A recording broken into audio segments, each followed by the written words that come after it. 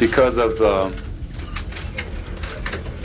HIV virus that I have attained, I will have to retire from the Lakers today. There are people who in the back of their mind think that this might be relationship disease.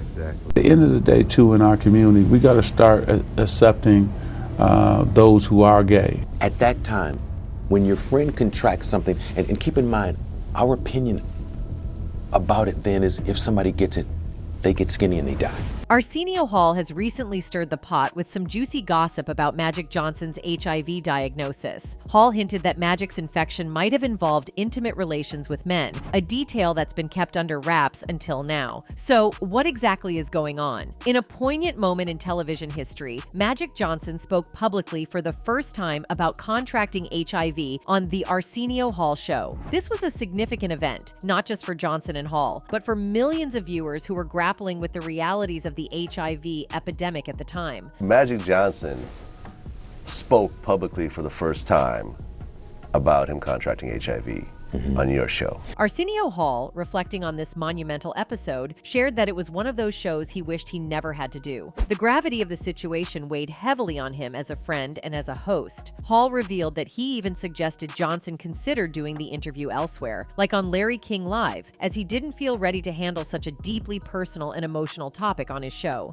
I'll go with you. Let's do it elsewhere. Go to Larry King. I didn't want to do that show. And Urban said, well, why was that? Why didn't you want to do it? Johnson, however, insisted on appearing on the Arsenio Hall show because of his comfort with Hall and the trust he placed in him. This trust was rooted in their close friendship, a relationship that added layers of complexity to the interview. When your friend contracts something, and keep in mind, our opinion about it then is if somebody gets it, they get skinny and they die. At that time, the public perception of HIV was grim, with many believing it was a death sentence. Hall, like many others, was deeply affected by the uncertainty surrounding Johnson's health. He shared how difficult it was to think about conducting a talk show when his friend was facing such a dire situation. When that happens to your friend, you don't care about your talk show, you don't want to do an interview. You don't want to do it. I remember talking to Urban the morning of that interview. On the morning of the interview, Hall was reluctant to leave his house. He offered to accompany Johnson to the Great Western Forum for a press conference and suggested they then go to another show like Johnny Carson's or Larry King's. Johnson, however, was adamant about doing the interview with Hall. And he says, you got to do this because I'm comfortable there. And you got something else you got to do, dog. He said, you got to help me live forever, man. Johnson's resolve was rooted in a desire to use the platform to live forever, to create a lasting impact and raise awareness about HIV. Hall's emotional recounting of their conversation highlights the deep bond between the two men and the heavy responsibility he felt as a host and friend. It was rough, man. It was a rough time. I didn't know what was going to happen to my friend. For context, in November 1991, Magic Johnson stunned the world by announcing that he had contracted HIV. At the time, HIV and AIDS were highly stigmatized, and the news sent shockwaves through the sports community and beyond. In the weeks leading up to his announcement, Johnson had undergone a routine physical examination before the start of the 1991 to 1992 NBA season. It was during this examination that the Los Angeles Lakers team doctor discovered something alarming in Johnson's blood work. On October 24, 1991, while Johnson was in Salt Lake City, Utah, the team physician called him back to Los Angeles urgently. Upon his return, Johnson was informed that he had tested positive for HIV. Initially in disbelief, he requested further testing, which confirmed the diagnosis. One of the most challenging aspects for Johnson was breaking the news to his wife, Cookie, who was pregnant with their first child at the time. He described the moment as the most pressure he had ever faced, more intense than any championship game or NBA finals. Despite the devastating news, Cookie and their unborn child tested negative for HIV, which was a significant relief for Johnson amid the turmoil. On November 7, 1991, Magic Johnson stood before a room filled with journalists, flashing cameras, and live television feeds to millions of viewers worldwide. His face bore a mix of determination and apprehension as he began to speak. Johnson started by addressing the media and his fans directly, revealing that he had contracted HIV and would be retiring from professional basketball effective immediately. Because of the HIV virus that I have attained, I will have to retire from the Lakers today. He expressed his determination to beat the disease, stating, "I plan on going on, living for a long time, bugging you guys like I always have." His optimism and courage were evident as he reassured his fans that he would continue to be involved with the Lakers and that life indeed would go on. This moment marked one of the most significant public disclosures of a celebrity's health status, highlighting Johnson's bravery in facing the disease head-on. The announcement was met with an overwhelming outpouring of support and shock from the public, his fans, and the media. In the days following his announcement, Johnson received significant support from the NBA and his fellow players. Despite the initial shock, many of Johnson's colleagues and friends stood by him, offering their support and encouragement during a difficult time. Johnson's public battle with HIV had a profound impact on awareness and education about the disease. His willingness to speak openly about his diagnosis helped to humanize those living with HIV and AIDS, reducing the stigma and fear associated with the condition. Johnson became a spokesperson for HIV awareness, using his platform to educate others about the importance of safe sex and regular testing. Following his announcement, Johnson retired from professional basketball, but continued to remain in the public eye. He became an advocate for HIV/AIDS awareness and treatment, founding the Magic Johnson Foundation, which focused on HIV/AIDS education, prevention, and community support. Johnson's efforts have significantly contributed to the progress made in the fight against HIV/AIDS over the years. Magic's public battle with the disease has been inspirational, showing resilience and determination. But how did Magic contract HIV? Speculations have swirled for years, with some pointing to his lifestyle and alleged attendance at exclusive parties. Magic's HIV diagnosis led to a myriad of rumors, including those questioning his sexuality. Despite Magic's denials and insistence that his promiscuity with women was the cause, the rumors persisted. In an era when being gay was even more stigmatized, these speculations added to the challenges Magic faced. In fact, he even lost a close friend due to the stigma.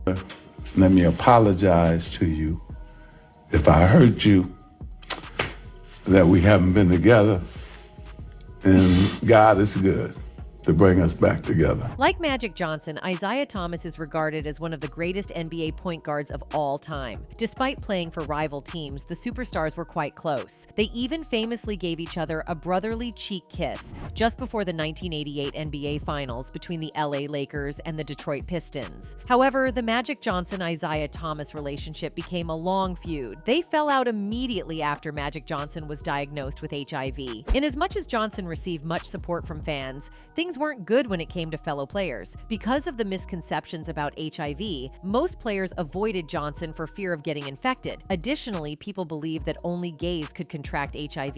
Therefore, Isaiah Thomas began questioning Magic Johnson's sexuality, which hurt Johnson. In his book, When the Game Was Ours, authored by Larry Bird, Johnston talks about how Isaiah Thomas allegedly spread rumors about him. Things got worse between the basketball stars when the 1992 Olympic roster was revealed. Isaiah Thomas wasn't called to the team and believed that Magic Johnson played a role in ensuring he wasn't selected. Magic Johnson and Isaiah Johnson apologized to each other during a one-on-one interview in 2017. It was emotional. Magic said to Thomas, "You are my brother. Let me apologize to you if I hurt you, that we haven't been together. And God is good to bring us back together, am I right?" At this moment, Thomas was crying, and they shared a handshake. Thomas couldn't reply verbally, and Johnson acknowledged his emotions, saying, "I know, man, it hurt me too. Come here, man." They both got up from their seats and shared a hug. At the same time, John Sally, a former NBA player and friend of Magic, also touched on the subject. According to him, Magic Johnson's HIV diagnosis was a huge deal, putting a human face to the disease and challenging many people's fears and prejudices.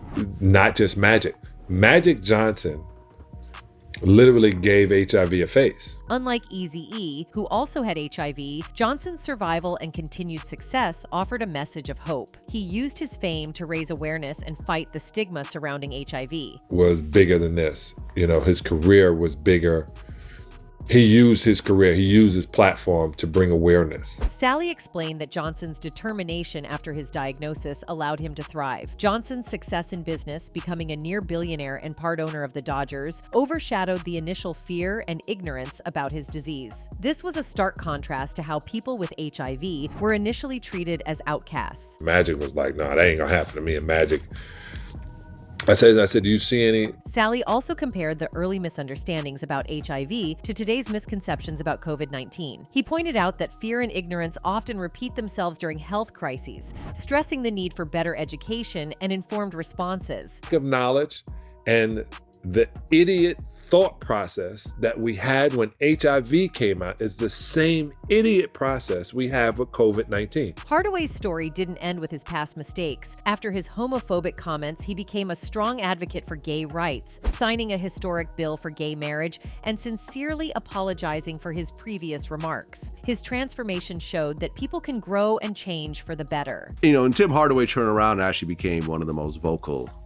voices for gay rights. Sally talked about how media played a role in changing attitudes, with movies like Philadelphia humanizing the HIV epidemic, much like Johnson's public fight with the disease. These stories helped shift public opinion and foster a more inclusive society. They show you how people are, but they used to think it was a black and only gay disease. Fast forward to recent times, and another intriguing aspect of Magic's life is his son, E.J. Johnson. E.J. came out as gay in 2013, and his flamboyant and confident personality has made him a fashion icon and reality TV star. However, the road to acceptance and support wasn't always smooth for E.J. and Magic. In a recent interview with Variety, the two public figures opened up about their brief rough patch after E.J.'s coming out. "I was out to all my friends. My parents were the last people that I really had to talk to about it," the 29-year-old explained. "It wasn't new for me, but they had to really take that in and digest it, especially my dad, because he was really the last person to talk to. I think it was just a lot for him to swallow in that conversation. A lot of just going back and forth, and he just was rattling off about things that weren't particularly nice." In 2010, at the age of 17, the former rich kids of Beverly Hills star came out to Magic and his mother, Cookie Johnson.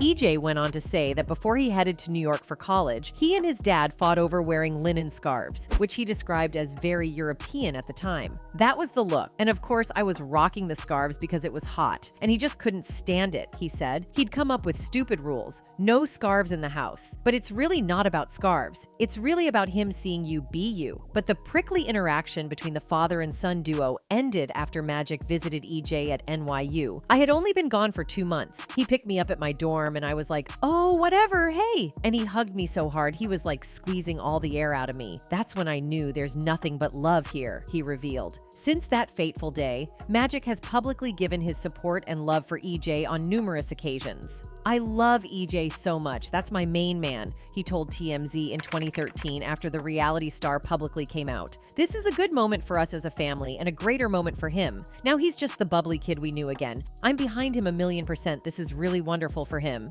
In 2017, Magic echoed similar sentiments during an interview with Ellen DeGeneres. You gotta support your child, and because it's so many people who try to discriminate against them, so they need you to support them. Magic has been publicly supportive of EJ, expressing his love and pride for his son. He has stated that EJ's happiness is what matters most to him. However, some conspiracy theories suggest a darker connection. Could Magic's involvement in the elite circles and his own struggles have played a role in EJ's life choices? Similar rumors surrounding other celebrities like Steve Harvey and his daughter have suggested possible compromises made in the pursuit of fame and fortune. According to recent reports, it seems Steve might be taking orders from Diddy, to the point that even his own family members aren't off limits. Apparently, the TV show host has been pimping out his daughter to the disgraced hip-hop mogul. A couple of months ago, model and entrepreneur Lori Harvey sat down with news host Adrienne Bailon in a video interview released recently and said she often hears claims that she is in a relationship with someone whom she hasn't even met in person. Lori, who on a few occasions was spotted with the bad boy honcho, insisted that she never dated the musician, a revelation that has now left fans wondering if that was indeed a confirmation that Diddy may not be who we all thought he was. However, that was not the story in the media then. In New York, looking super happy, and there's Diddy looking, nervous. So this is fueling the dating rumors that have been going on for a few weeks now. Yeah, they've been hanging out. Saw her getting out of Diddy's car last week at Nobu. According to reports, rumors began circulating that Lori had started dating Sean Diddy Combs in July 2019. The pair were pictured together numerous times in Italy, Mexico, New York City, and Atlanta during their alleged romance. During one of their vacations, Lori was spotted with her arm around Diddy during a dinner with Lori's stepfather, Steve Harvey. Diddy's son, Christian Combs, even even gave an insight into their relationship during a red carpet appearance, saying, "They are good. They're just being private time. That's up to them."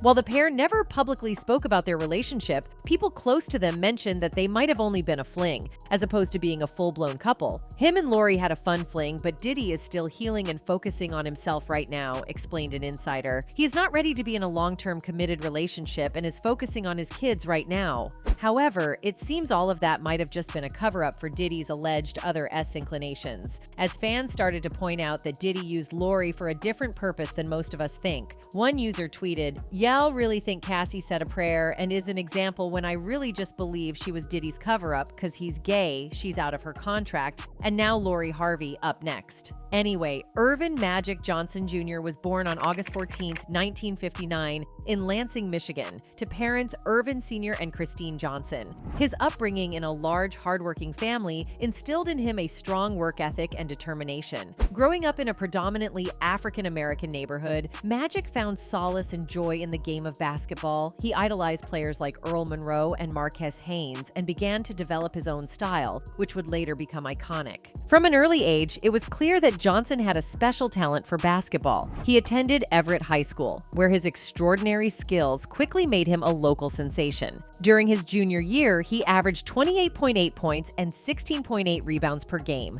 leading his team to a 27-1 record. His senior year was even more impressive. He led Everett to an unexpected state championship, cementing his reputation as one of the best high school players in the country. It was during these high school years that a local sports writer gave him the nickname Magic, a name that would stick for the rest of his life. After high school, Johnson was highly recruited by many colleges, but he chose to stay close to home and attend Michigan State University. His impact was immediate. As a freshman, he led the Spartans to a 25-5 record and a Big Ten conference title. However, it was his sophomore season that truly put him on the national stage. In 1979, Johnson led Michigan State to the NCAA championship game against Larry Bird's Indiana State. This game, watched by millions, marked the beginning of one of the greatest rivalries in sports history. Magic's Spartans triumphed, and he was named the tournament's most outstanding player. You know, he's a very competitive player, and I'm a very competitive player, and we go head to head, and